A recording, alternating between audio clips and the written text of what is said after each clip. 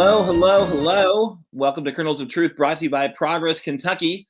This week, we're excited to bring you two candidates in the campaign corner. We've got Martina Jackson back for her second appearance on Kernels of Truth, running for Kentucky House in District 91, which is part of Madison County, as well as Powell and Estill counties. And Dr. Brittney Hernandez-Stevenson, running for Kentucky House District 15 in Western Kentucky's Muhlenberg and Butler counties. But before we get to those great candidates, we're going to discuss Andy's big week, what that means for November, and all that before closing out with our call to action. But first, are you ready to help turn Kentucky purple? In 41 days, voters across Kentucky are going to pick between Rand Paul and Charles Booker. Apparently, without seeing the two debate, we are all going to pick on whether or not we're going to let the Kentucky Republicans declare victory on their war on wombs. We're going to decide what type of state house will be in Frankfort to work with or against Governor Andy Beshear. These are really big decisions, and we need your voice and your vote. If you want a Commonwealth that works for all of us, join Progress Kentucky and make a donation to our efforts to turn our Commonwealth purple in the next 41 days. We would like to go bigger on social media. We'd like to launch a texting campaign to engage voters, make sure folks have the information they need to make it to the polls and help protect our democracy. You can help by heading to our Act Blue account and kicking in a little cheddar, $5, $10, $50, every $100. This is a challenge we're going to put out there. Every $100 donation will get you either a Progress Kentucky hat or a Patriotic Millionaires book. Your call. Just head to the Act Blue, take action right there. I think I've got examples of both. Look, we have a Progress Kentucky hat. This is mine. I won't send you this one because I've been wearing it and you don't want that. But we have a box of new ones, and we can send one out to you if you donate $100. Or if you prefer to read, then wear our cool hat.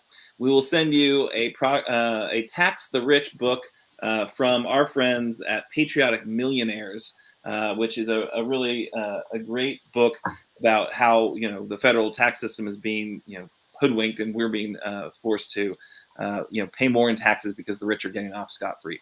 So those are the options. All you gotta do is make a donation of $100 or more, and we'll send you one of those things. But anything is awesome, and we'd appreciate it very much if you could help out. Because again, we got some work to do in the next 41 days. We want to make sure that voters are getting the information they need, getting the engagement we really do need. There's a lot of folks who are paying attention, but there's a lot of folks who are not, and we need to get those folks involved. So thank you for sitting there and listening to me ask you for money. We don't do it a lot, but we thought this is an important time to do it. So, all right, before we get into the show, let's do a quick check-in with our co-host, I believe. Who are you? Where are you? What does your protest sign say today? Why do I ask about a protest sign? Because I just want to make sure everyone here knows this is not some sort of talking heads show on the interwebs. This is a digital demonstration for a more compassionate Commonwealth. And when you go to a demonstration, you bring a sign. And so, I didn't literally bring a sign because I've been running around like a crazy person. So I didn't make a sign. But I'm Aaron. I'm coming to you from Childsburg, a lovely community in Lexington. And my sign, if I was holding it, it would say, I am a proud Kentuckian. And we will get to that a little bit later if you don't know what the heck I'm talking about. All right, let's check in with Doug. Doug, are you there, sir? Yes, sir. I'm right here. Doug Price coming to you from Cynthiana, Kentucky, Harrison County, where I actually live. And we have something that we do every year in Cynthiana, ghost walks. We have several of those during October this season. They're all sold out, so you're going to have to get in line quicker next year in order to be able to pay to go on one of these ghost walks. I hear they're a lot of fun. Okay, my sign says, vote no Constitutional Amendment 1 and 2, vote November 8th, and most importantly, get out and vote. We got it. So you're pretty pro voting, is what you're saying. Can we talk about, so you're selling people on a ghost walk that you've never even been to and they can't even get? Well, I haven't been able to get in line because I keep forgetting that I need to get in line to order the ticket. Mm-hmm. Yeah. Am I sounding like a politician? A little bit, yeah. I mean, I'm pretty sure you're running for board of the, Harris County Chamber of Commerce. Really, is what you're doing. It's the long game, and it's a campaign that just a little bit added in each and every week that you're on this show. Just one more reason they should bring Doug Price on to help shill for the county. I tell you what, um, I hear you guys have a microbrewery now, right? Yes, we do. And I Okay. also have a location in Lexington. Well, which one? Um, I know. I know your beer tastes don't run towards the micros necessarily. right, You can right. think about it and let me know later. I'm actually drinking a Linchpin New England IPA tonight from Mile Wide Brewing. So that's a Louisville brewery. Awfully great brewery.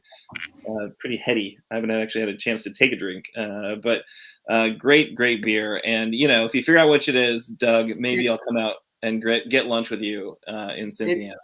it's Maiden City Brewery.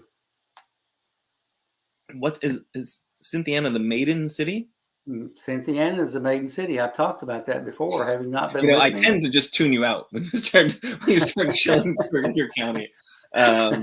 Maiden City. All right. Well, we're gonna get to why it's the Maiden City, but we're not gonna do it this episode because we've got a few stories we got to cover. We got a couple amazing guests we got to get to, so we're gonna just jump right into it with news of the week. News of the week. All right.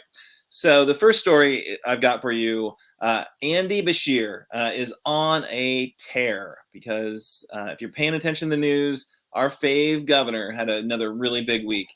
After officially naming Monday Kentucky, he announced, as a dad, I appreciate the pun. He announced another big investment by Ford Motor Company here in Kentucky. Actually, the Louisville F-250 Super Duty factory is going to be investing. Ford's investing another $700 million into that facility, adding 500 new full-time year-round jobs. That's a lot. That's a big deal. Of course, this is on top of the 5.8 billion and 6,000 jobs at the twin Hardin County EV battery plants that Ford's bringing, and the 2 billion 2,000 jobs from Envision AESC EV battery plant. That, I believe, is in Warren County. So really a lot going on right now. The governor is, landing big economic investments for our state.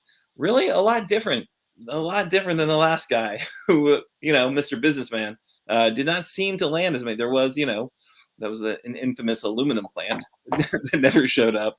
But really, rack them up, man. This has, I think, been great. The governor's leadership has been great for the economy of Kentucky for sure. Did you notice that that announcement? What did you think of the pun, Kentucky? And any thoughts about whether you want to, come out of retirement and work at a battery plant? I'm too busy to come out of retirement to work. I have too many jobs already. But yeah, I think it's amazing what our governor has done to really help Kentucky. And as I'm going to talk later when I do that, talk about the poll, we have legislators who are really not trying to help put Kentucky forward. And we But really I will need. note this. They will absolutely show up at the ribbon cuttings. They have got no computations about showing up at the ribbon cuttings for these batteries, even when they vote against the governor every step of the way. All right, so I need you to pay attention to the run of show and stick to the run of show. We can't be like just teasing stuff left and right, Doug. But yes, this will come up later. One other thing I wanted to point out that the governor is doing this week, he made big news by teasing action on medical marijuana. So last week, his Team Kentucky Medical Marijuana Advisory Committee relayed an initial report from its outreach. So, they've been meeting around the Commonwealth. They've been getting public comment about medical marijuana. Medical marijuana, of course, is something that has been championed in the House of Representatives, has gotten nowhere in the Senate. There's actually a bipartisan bill in the House, but the Senate, GOP Senate, shut it down. But when the advisory committee gave their report to the governor, he said, the report was based on the expertise of the individuals. That includes doctors and pharmacists, as well as advocates and those that personally have gotten relief from the use of medical marijuana or medical cannabis. He said, with that information, we'll be making a final determination on action that we can take, but there will be some actions forthcoming. So that there will be some actions forthcoming. Alerted, caused alarm, I think, with the Republican GOP super duper majority. They're like, well, he can't do anything. He doesn't have the authority to do anything. But there's a lot of things he could do, short of legalizing it. But I think give it a go and see what happens. Make Dan Cameron stand up and challenge the legality of your actions, right? Like, hey, just so you know, Dan Cameron is firmly opposed to medical marijuana. That sets up, I think, a very clear choice and say maybe an election in a year or so. But I think it's smart that he kind of decided to do this without the legislature acting, because the legislature just wouldn't act. There was one thing the legislature did do, was they empowered, I think, a UK program to investigate medical marijuana. So that's happening right now, but it's a tiny budget. It's like $2 million to investigate whether medical marijuana is useful for people, which of course there's plenty of research that shows it is. So I don't really know why they're replicating that, but oh well. That's all they could get from the legislature. All right. Any thoughts about this news on medical marijuana, Doug?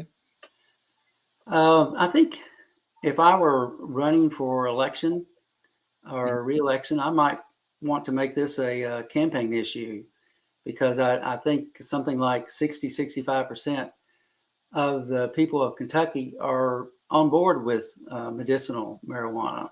So I don't know. It seems like it might be something to speak about on the campaign trail. Yeah, I think that's right. I think legal weed is a winner. I think we should do it. Other states around us have done it. Why are we letting people just drive across the river to go spend their money in other states, right?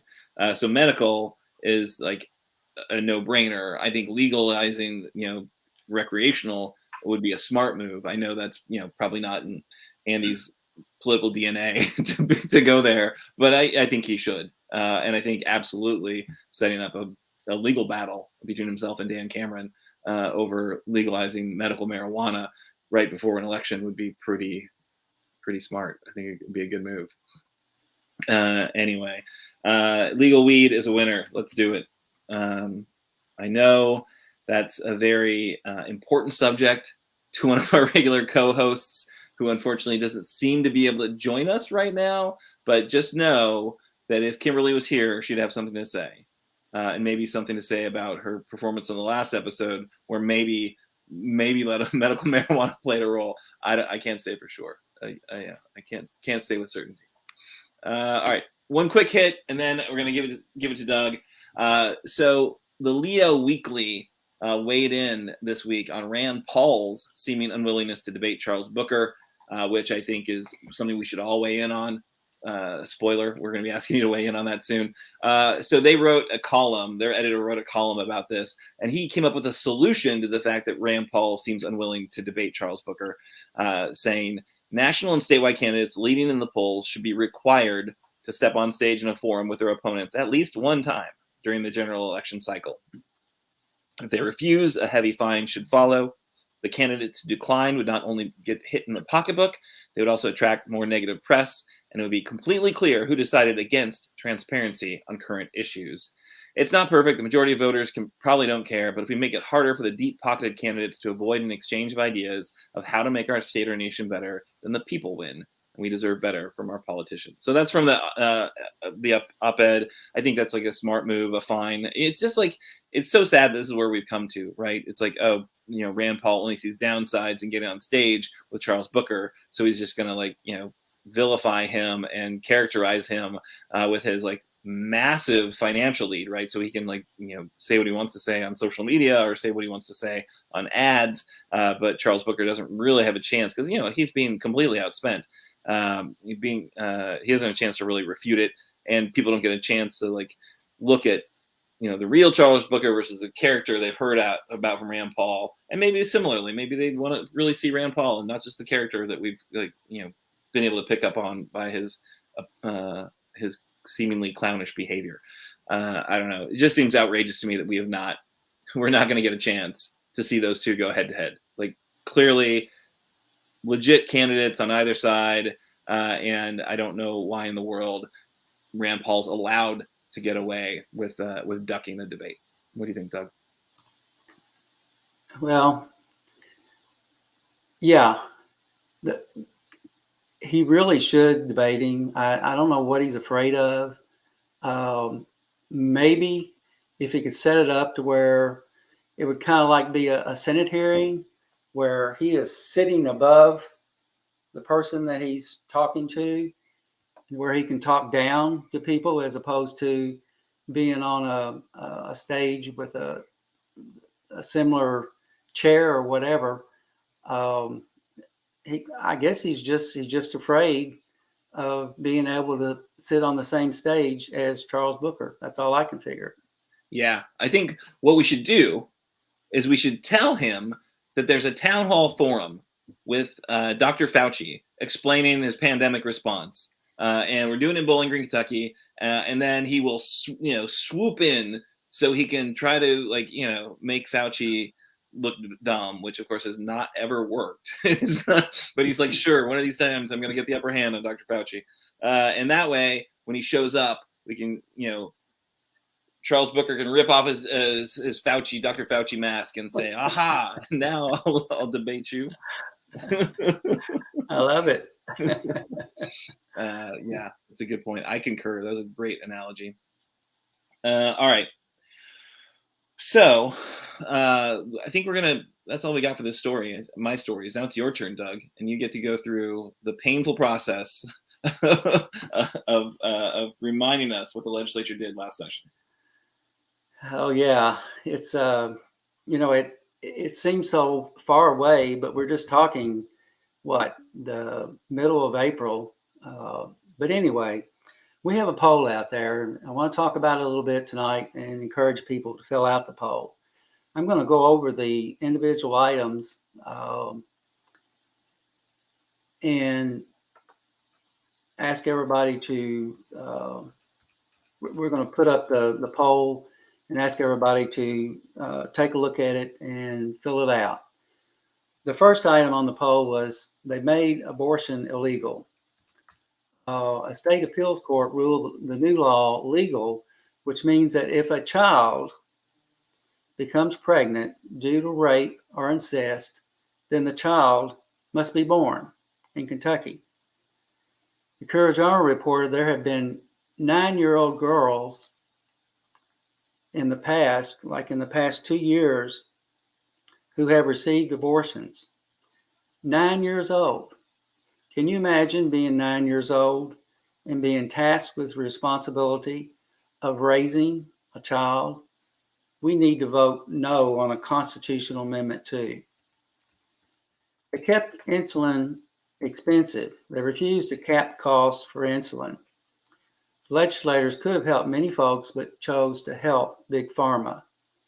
The cost to make insulin ranges from $2 to $10 a vial and sells for $400 and up. Think about that. They waged war on teachers and education by approving charter schools. They refused teacher raises as proposed by Governor Beshear, and they forced political considerations into the teaching of their history, not all history, but their history. Item 4 on the list, they weakened our social safety net. They cut unemployment insurance in half from 26 weeks of support to just 13, while also making it harder for Kentuckians to access programs such as Medicaid or the Supplemental Nutrition Assistance Program, commonly called food stamps. The legislature also rejected approximately $50 million in food assistance for the poor by ending the governor's pandemic declaration early. If they had allowed that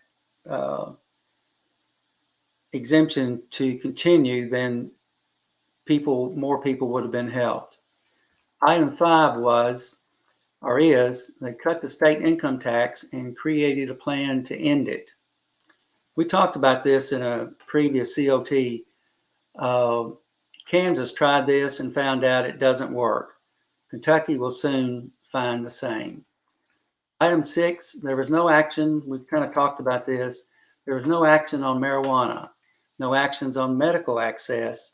Though it passed the House, the Senate refused to take up the bill. I think you can probably thank Robert Stivers and Damon Thayer for that. Additionally, a number of Democratic lawmakers filed bills on decriminalizing or legalizing recreational use, which went nowhere. Item 7 on the list, they played defense on sports betting. There's no action to legalize anything beyond our sacred horse racing. So those dollars will continue to flow out of state. Guns in court. This is one that was actually vetoed by the governor after the session was finished. But basically what this law allowed lawyers to do, you were able to bring your handgun into the courtroom. You had to be an attorney. You couldn't be, just a normal folk. But if you were an attorney, this bill would have allowed you to bring a gun into a courtroom. That really makes sense. Item 9 was climate change. They stopped the state from supporting efforts to protect investors from dangerous fossil fuel investments. Item 10, they politicized libraries, essentially dumping them with the county judge executive. So the county judge executive will be able to appoint whomever he or she desires. Item 11 was gerrymandering. They picked their voters and put Frankfort and Paducah in the same district. That would be Jamie Comer. As election law expert Josh Douglas said, these maps are almost certainly illegal. I plan to highlight a gerrymandered district in a future COT. Item 12 is a trans kids sports ban. Basically, this ended the opportunity for trans kids to play sports with their gender. There are so many to choose from, and we're asking you to rank your top 5. And after that, we'll compile the results and present your thoughts to the press. Back to you, Aaron.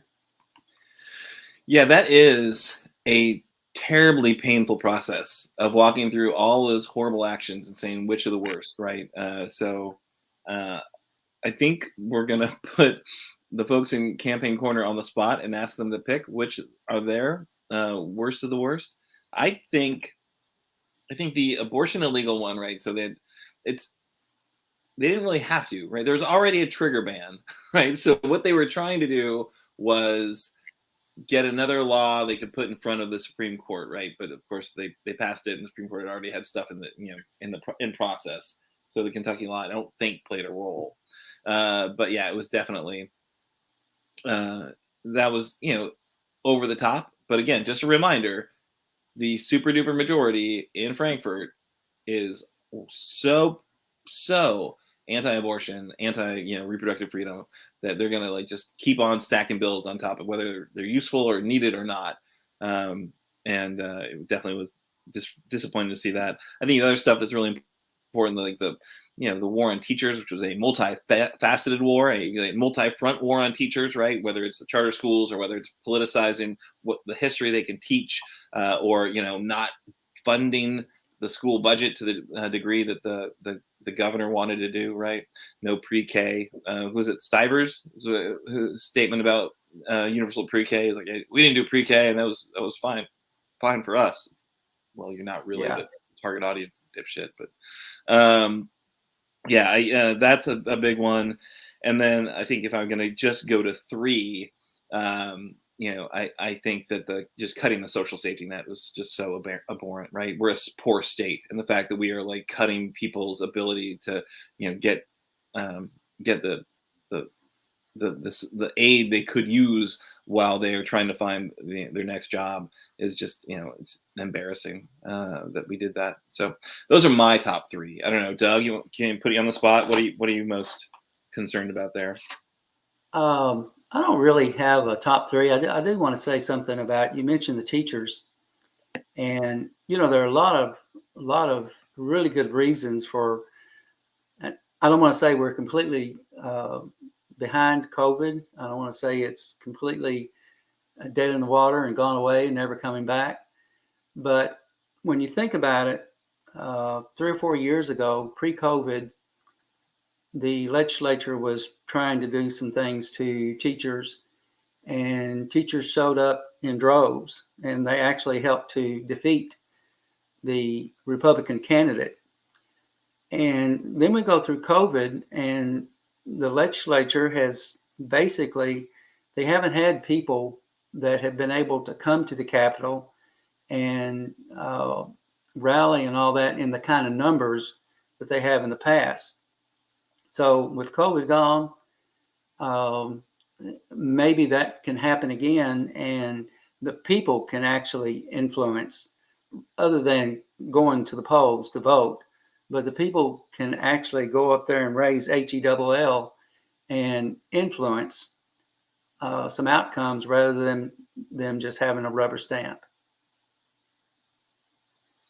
Yeah, for sure. I mean, it takes engagement, right? The only way we're ever going to hold these guys accountable, vote them out, and then also watch them every step of the way. And they definitely don't want that. They're not encouraging that. They don't make it easy. So, all right. Well, if you're not going to give me your top 3, then we're just going to move on. So, Doug, thank you for running down those again. I think we shared the link in the comments. So please do weigh in if you haven't yet. We're getting very close to 300 responses. And when we hit 300 responses, we're going to release this to the media. Yes, it's an unscientific poll. That's fine. What we just want to do is share that list and remind people, as we get closer and closer to November, you got to remind people what those choices mean. If you keep sending the same folks back there, they're going to keep doing the same stuff. And what we know is that, we've got a fighting shot at saying no on Amendment 2, right? The anti-abortion amendment. I think we're working really hard. Everyone's working really hard. People are really engaged. People know what's at stake. We're inspired by Kansas. But, if we just do that and send the same crew back there, they're going to find creative ways to, limit our reproductive freedom for sure. And I think that's a very important point to underscore, right? All right. So now, very excited to head to the campaign corner where we have lined up, thanks to Doug, we've lined up a couple of fantastic folks to join us. We have got Martina Jackson, who is coming back for the second time on our show, which is fantastic. We had her before the primary and now for the general, running in House District 91, which is some of Madison County and surrounding counties, Estill and Powell, maybe is what I'm trying to remember. I know we got a map there. Yep, Estill and Powell. And then really excited to, for the first time, chat with Dr. Brittney Hernandez-Stevenson, who is running for House District 15. And that is a kind of Western Kentucky district with Butler and Muhlenberg County. So welcome both of you, and thank you so much for taking some time off the campaign trail to join us here on Kernels of Truth. Thank you for having us. Yeah, so really awesome. First, congratulations. Thank you so much for running because I know that, it requires a lot. Personally, I run from office, not for office, but I'm glad to see that people are, not as lazy as I am. So I've seen, Martina, since we had you on the show, I've watched your Facebook feed. You have been out there. You have been getting out to the district. You have been showing up at every event. Somebody told me once that Andy Barr, which, I don't really like to use him as an example of much, but Andy Barr will show up anywhere you tie 2 balloons together. That's not a bad way to approach it, right? You show up because you got to show up. You got to meet people even in this day and age. Although I think Andy Barr doesn't do that anymore. He just shows up when federal checks are handed out and then claims credit for things that he voted against. But that's what you can do as an incumbent. You guys are not incumbents yet, so we got some work to do. And I'd just like to do a quick bio check with each of you. Tell us a little about yourself and a little bit about your district. And then we'll have a couple questions for you each. So Martina, why don't you go ahead and start? Sure. Well, good evening, and thank you guys for inviting me back to be on with you all tonight. I'm Martina Jackson. I'm running for the 91st District State House seat. That is includes part of Madison County, Richmond, part of Richmond, Kentucky, and then it includes all of Estill and Powell County. So it's a very unique district. It's made of natural beauty across the district, and I am incredibly excited to do some good work for the people of the 91st district. Now, and remind me from a bio perspective, were you a social worker? Is that your background? No. So, excuse me. I'm just making things up. Yeah, I do. I've done a little bit of everything.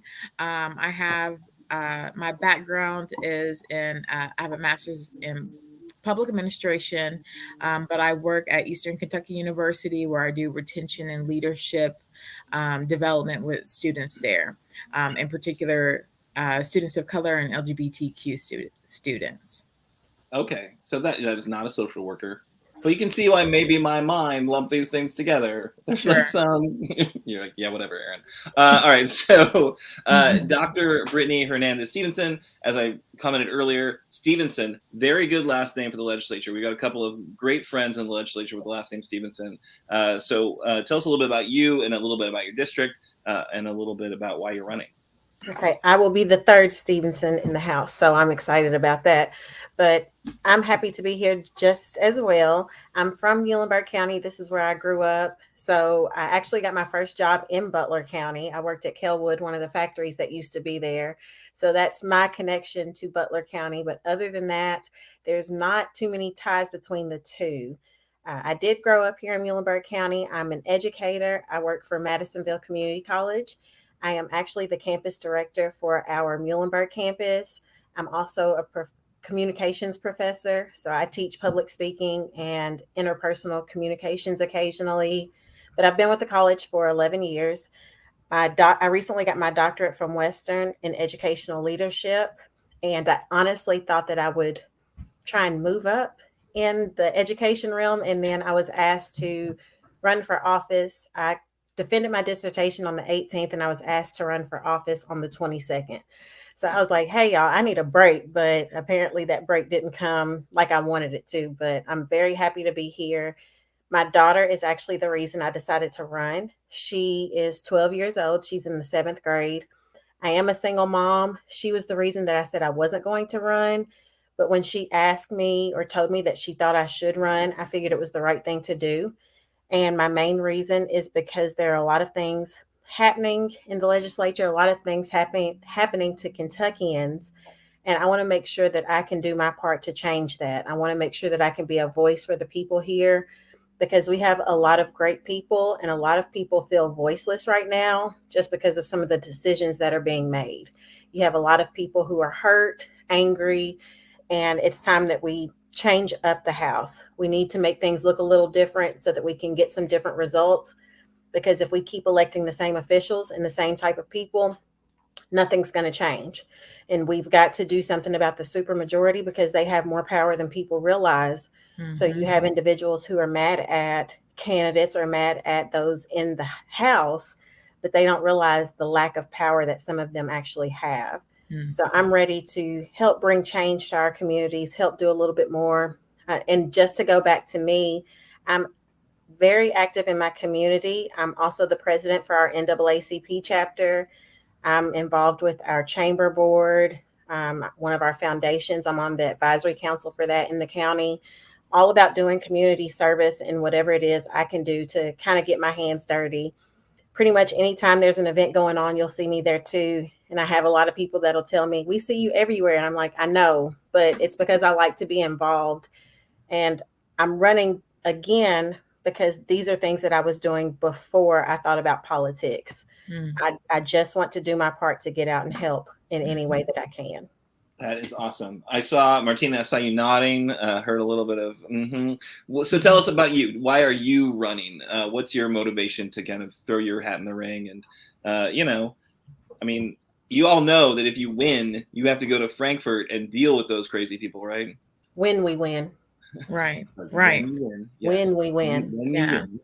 Well, So yeah, Martina, what's your story? yeah, just to echo what Dr. Hernandez-Stevenson said, that I have always been involved in my community. And so when you show up to places and you start to talk to people, you get involved with different boards.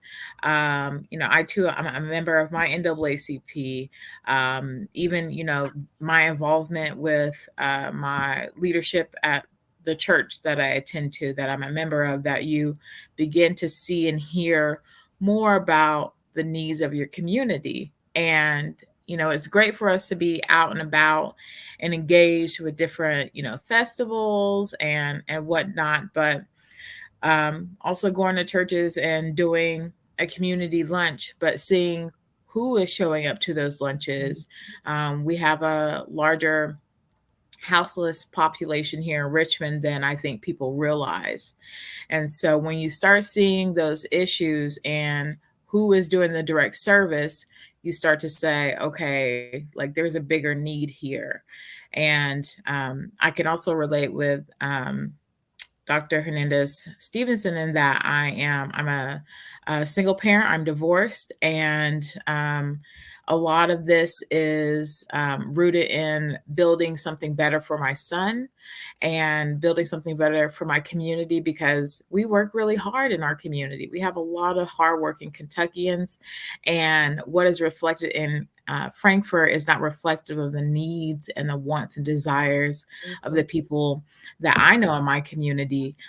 We deserve better. There are other opportunities for us to do better, and I'm just not seeing it in Frankfort. And it's time for people to, like myself and other candidates who are working Kentuckians, we can help change the game. We can help change the landscape of what's going on in politics and changing business as usual, because business as usual is not serving hardworking Kentuckians. That is 100% right. And so now I'm going to put you on the spot and make you answer the question: what are, of those 12 horrific actions or inactions, what are the 3 that you would be like most excited to be in Frankfort to stop or support or whatever it was? And we'll start with Martina Jackson. All right. So all of the areas that you guys have put out for the survey are in dire need of attention. But I know, just thinking about my district, I would say the top one, thinking about our teachers and our education system, there's been a systematic approach of chopping away at public education. And that has some serious implications for Kentucky. So that's going to be number 1 on my list. The other one is the social safety net. They chopped it down to, I think, 13 weeks, 6 weeks, or something like that, where it was 26 weeks. I think it went down to 13. But thinking about the folks in Eastern Kentucky who are dealing with the floods and the impact of that. And in my district, it's hard to find a job when there aren't a lot of opportunities. So you're putting people at an even bigger risk of being back into poverty if they're losing benefits that way. Also looking at chopping away at our reproductive health freedoms. Again, if we're looking at issues around child abuse and neglect, children that are being assaulted, this could be detrimental already when we're experiencing the rates of child abuse and neglect. We have the highest rates in Kentucky across the nation. Let's see, what is that? 1, 2, 3, 4, legalization of marijuana. I think medicinal marijuana is, the approach that folks are going, but I think it should be really up to the people how they decide to use it. And I think we should just legalize marijuana at this point. We're missing out on significant income as a state, and people across my district and across Kentucky are saying, "Yay, it's time to move to that."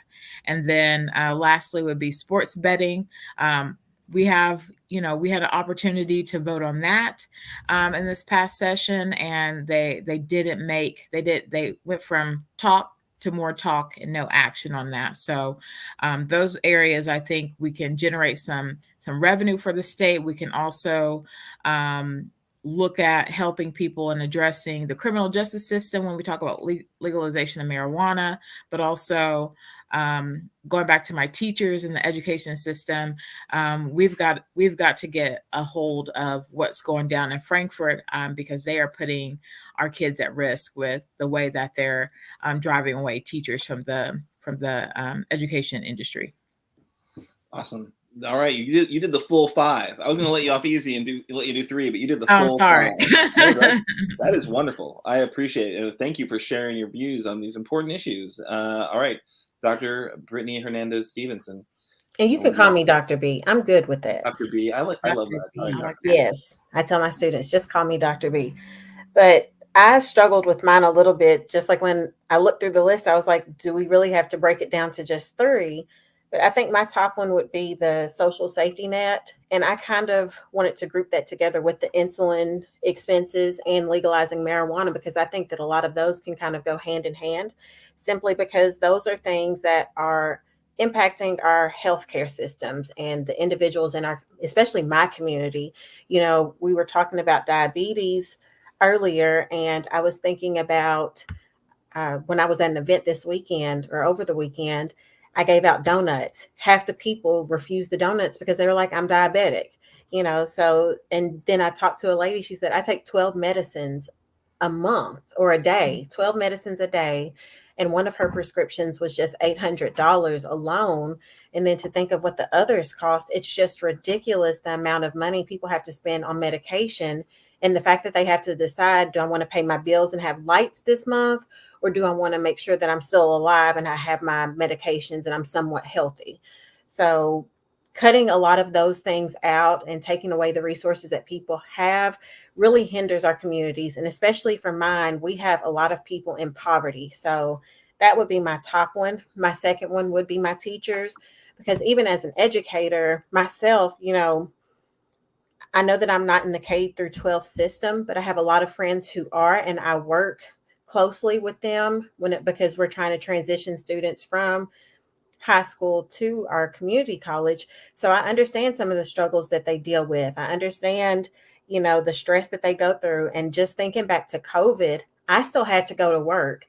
My daughter was pretty much on her own, because I'm at work. She's at my mom's house trying to finish her schoolwork. If it weren't for her teachers and the work that they put in to make sure that she learned what she needed to, I don't know that she would have passed. So these teachers have worked so hard, and for our legislators to refuse to give them increases, but then give themselves raises, it's just like, where are our priorities? I just don't understand what we're really trying to do. And then my third one would be trying to make abortion illegal. And my big thing with that is so many people are focused on abortion, but it's so much more than that. It's focusing on women's health. I'm 37, and I there's a possibility I may want to have another child. I don't know how my daughter would feel about that, but there is that possibility. But then even with her being 12, just the thought that something could happen to either of us, and to know that we don't know what decisions would be made, but to know that I may have to help my daughter try and go through a pregnancy and raise a child, it makes no sense. We don't want that, especially from rape or anything else happening. So we're just taking away women's rights. We're not focused on women's health care. We're not focused on the number of women who may not survive. And they think that making it illegal is going to make it go away. It's not going away. It didn't in the past. It's not going to now. It's just going to be unsafe. More people are going to be harmed, and it's just going to get worse. So if we keep it legal, focus on educating people, providing resources. I actually made a post about this yesterday or the day before. We have to stop shaming people who get pregnant for being pregnant and start, welcoming them with open arms, letting them know that there are people here to help them, people here to give them the resources and information they need. Stuff like that may help cut down on abortions, but making it illegal will not. And then sports betting was also on my list too. Oh, I'm cutting you off. Okay. When you can do your top 3, and I appreciate that, but there was a lumping that you actually got more answers than Martina. So So yeah, well, and they're just all there's so many issues, and the list could go on. You all narrowed it to 12, but they're like 12,000. Yeah, for sure. But I thank you so much for playing. Really appreciate it. And I know, I'm sorry. As I said, it's not fun. It's not a pleasant experience to be reminded of what these clowns are doing back there. But I think it's an important one for this election. On the campaign trail, quick, how's it going? And then what can people do to help you? So kind of a two-parter there. So we'll start, we'll kind of reverse course, and we'll stick with Dr. B. Everything is going well. I feel really good about my race. Lots of positive feedback. Of course, you have your negative in there, but we can't let the negative get to us. We just have to keep on focusing on what we're supposed to be doing while we're here. So the negative is going to come with it. But if anyone is wanting to help with my campaign, I could always use help financially, with phone banking, knocking doors, all of those things. We're getting down to the very end, so it's crunch time and time to really get moving on a lot of things. But my website is Dr. B for State Rep, and that's DRB, the number 4, and then staterep.com. You can find my contact information on there. You can follow my Facebook page as well and reach out to me from either one. That's awesome. And do you want to mention your opponent? Do you want to say why you're a better choice than this?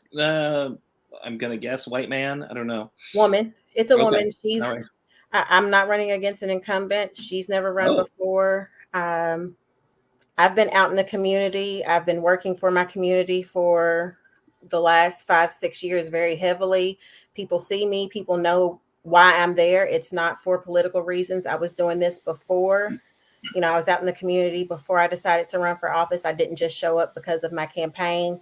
And overall, I have more experience with leadership and just being out and doing things for people. I'm genuinely doing it because I care, not because I'm trying to get my name out there. That's awesome. And it's an open seat, so that's great. So that's not the power of the incumbency. That's fantastic. All right, Martina, let's turn to you. So yeah, how's the campaign going? And what can people do to help? And if you want to, create some contrast between you and an opponent, this is a fine time to do it as well. Sure. So the campaign has been many ebbs and flows of things, but I have really enjoyed getting to know a 3-county district. Each county is very unique in its own, and the people have been incredibly uplifting and encouraging. Of course, there are folks who want to know, who do I think I am, and why do I think I should be running for this seat at the age of 33? But in the same, breath, I believe that we have some really incredible opportunities for our district. And so for folks who want to be a part of that and help me do the work, because I believe it takes a village to do the work. It's not a one-woman show by any means. You can contribute. Those always help, especially at this time where we're doing our push to make sure everyone knows my name and will be on the ballot, but also knocking doors. I canvass quite frequently and calling voters, and just word of mouth. That's a pretty powerful tool in my district. So that's always welcome. And I don't typically bring up my opponent because it's not just about beating them. They are an incumbent for the 91st district, but it's a new district and it's a very competitive seat. And I believe we can flip this seat with people coming out and turning out the vote. So I believe I'm committed to making sure all of the voices in my community and district are valued and heard and supported. And you will find me using my faith as an inspiration and not a wedge to harm people in my community. That's awesome. Yeah, I think that's really important. I think there are a lot of folks who are using their faith to divide people and to, inspire some less than Jesus-like action. I'll be honest. So thank you both for coming on. We're putting your websites on the screen. We'll share them in the comments and the show notes. I did want to give Doug a chance to see if he had any follow-up questions. I just I rolled right over you, Doug. Anything that's you wanted okay. to hit up these fine candidates with, please feel free. I just want to jump in and say several things. You all are both amazing people, and I really appreciate people who are willing to run an election. I know it's a hard effort and all that, but you're doing the kind of things that you need to do, getting out and talking to people. You get out and you talk to people and you see they see you rather than they get to know you, and I think that's a big help. I think in Dr. B's area, the redistricting probably helped you. I think the formula you had part of maybe Hopkins County, and you only have Muhlenberg and what's the other county? Butler, yeah. Did you know Brent Yonts, the former I did. representative? Yes, his wife was actually my guidance counselor, and I graduated with his son. So. Oh, that's cool. He was a very nice man, and I know he's deceased now, but good folks. Did you run into a Jim Price along the way in the education system? No, not that I can remember. He's a cousin. Okay. And I just thought I'd mention that. All right, Doug. And okay, I'm done. Well, yeah, thanks again. Really do appreciate you guys taking time out of the campaign schedule, or managing your home life, or all the things that you're juggling right now, which is, I think, really impressive. And thank you, from the bottom of our hearts for getting Aaron. I know I'm late, but I gotta say something to these Black women because I'm a Black woman. Okay, I know that you Let are the Black woman speak. Okay, all right, ladies. I just want to let you know that I am so incredibly proud of you. And this is exactly what it means when they say Black girl magic. You ladies are so magical and wonderful. And I know I came in a little late. I had another prior engagement, but I just want to let you know, good luck and God bless. Thank you. Thank you. And that's our sometimes co-host, Kimberly Cecil Jackson, who has not been introduced to the crew just yet, but yeah, we're always happy to have her thoughts. I'm sorry, Kimberly Cecil Jones. I'm making up last names for her. I can't help it. I had executive committee. I know you're very important for the largest county in Kentucky. Very important. We had we all understand. Committee meeting. There's a narrative here. We're trying to build a narrative. That's my brother. Think about the podcast listener. What in the world? Who is this other voice? I didn't know they were coming. But yes, I'm excited to hear from you, Kimberly, because I know you've been doing some very cool things in your other meeting that apparently is more important. But I do want to give these women their evening back and say to you again, good luck. We see it. You're going to do it. You're going to win. It'll be a thing. And I hope that a lot of our viewers check your websites, either donate time or donate resources to help you do what you're trying to do. Thank you. I enjoyed it. All right. So now we're going to go to Kimberly Cecil Jones, who's here. To make sure to come to the Window 4 dinner. They really do. They need to make sure to come to the Window 4 dinner. They should. Everyone should. Every proud Democrat should come to the Wendell Ford dinner. That's right. Dinner.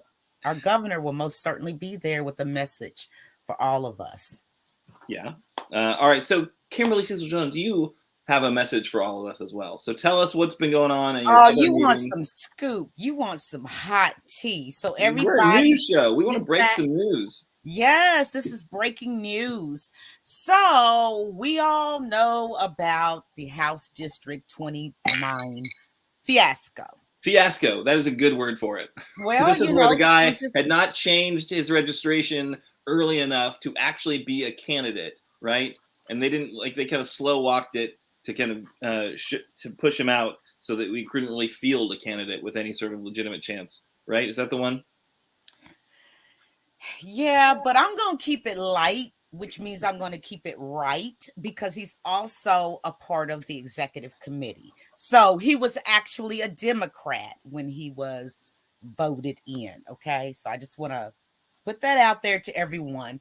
Yes, there was that little snappo, fappo, whatever they call it.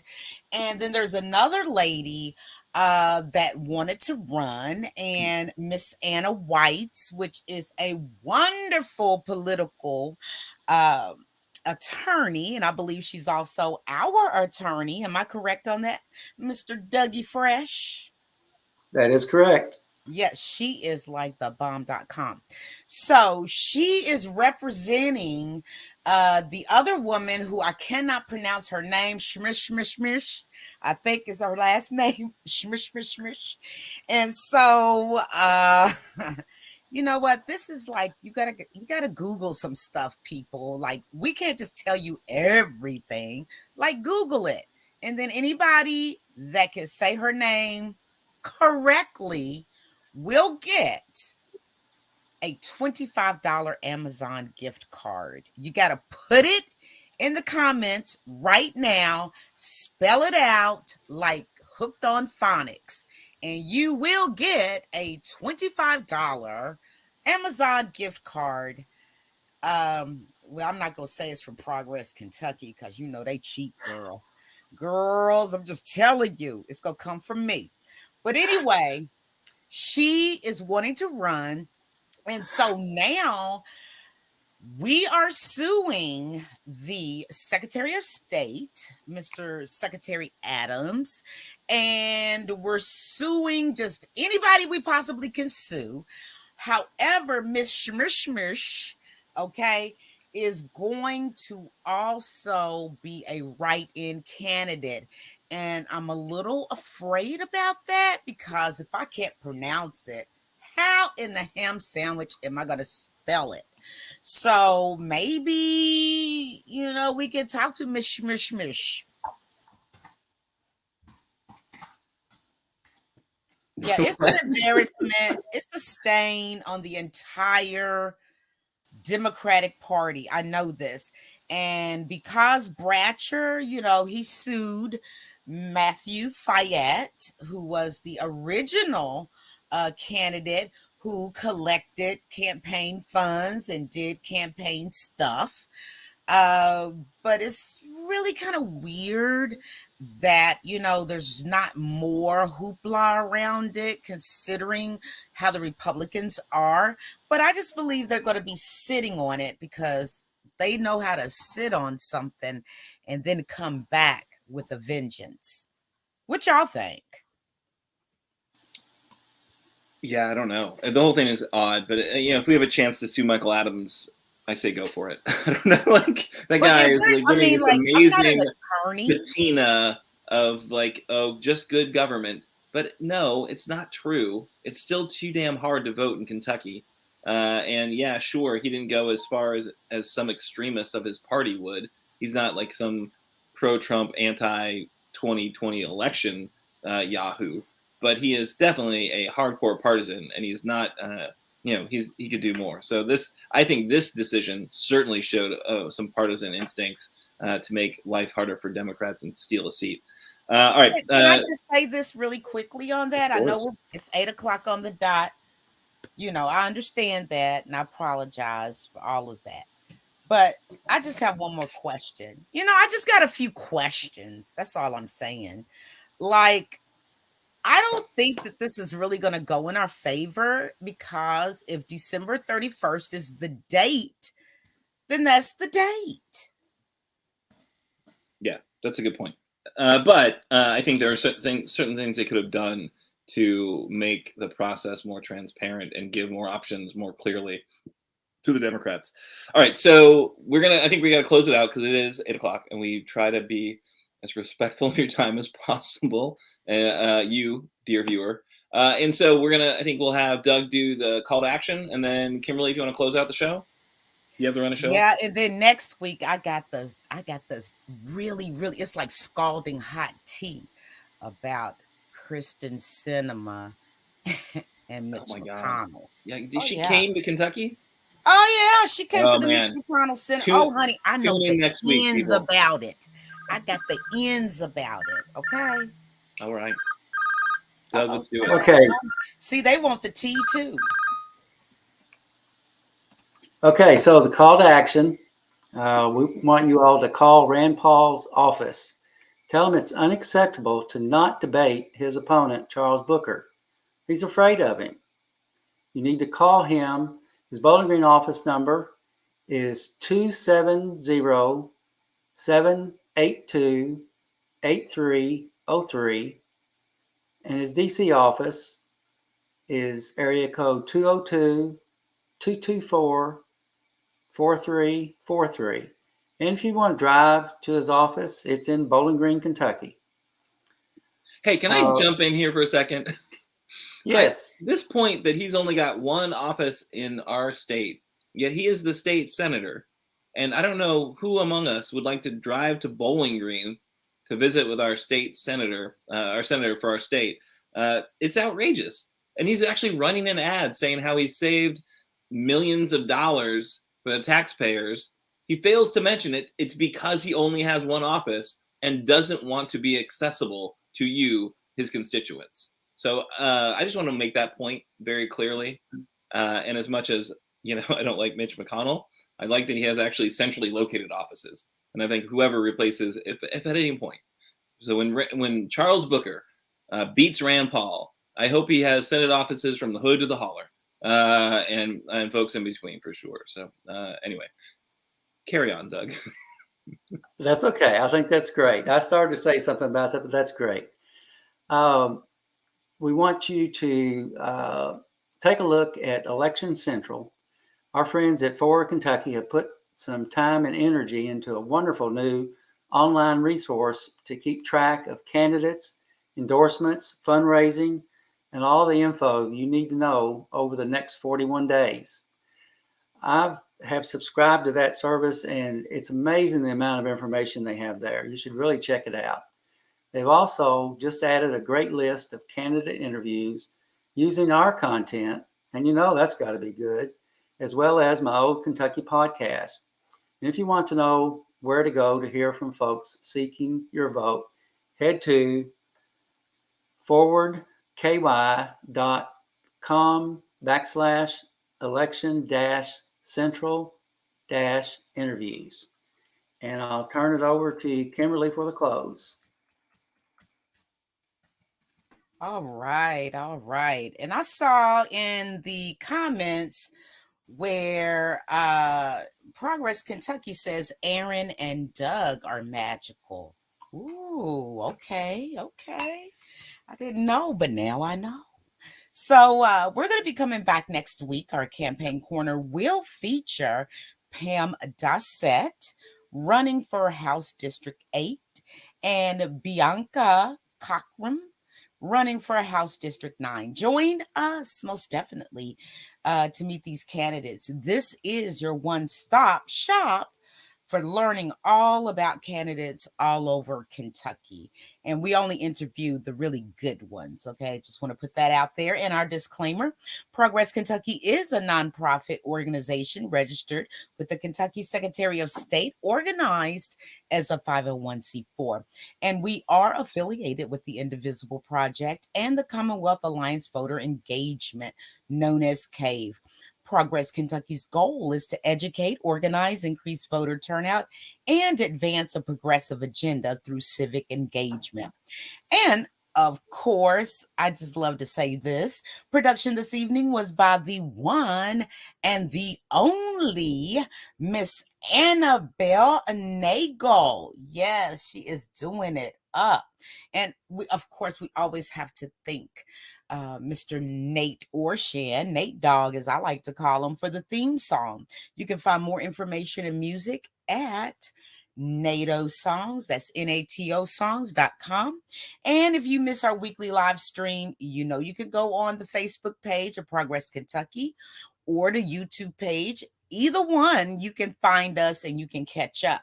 Then also, if you're at work, or your husband or your wife doesn't want to hear whatever you're listening to, put those, put those little iPods in and you can listen to us on all of your major podcast streaming platforms like Apple, Google, Spotify, and so on and such. And logo and some graphic content is provided by Couchfire Media. Check them out today at couchfiremedia.com. And I know everybody knows what I'm going to say, but it was a great show tonight. Sorry that I came in a little late. However, we had some great guests tonight.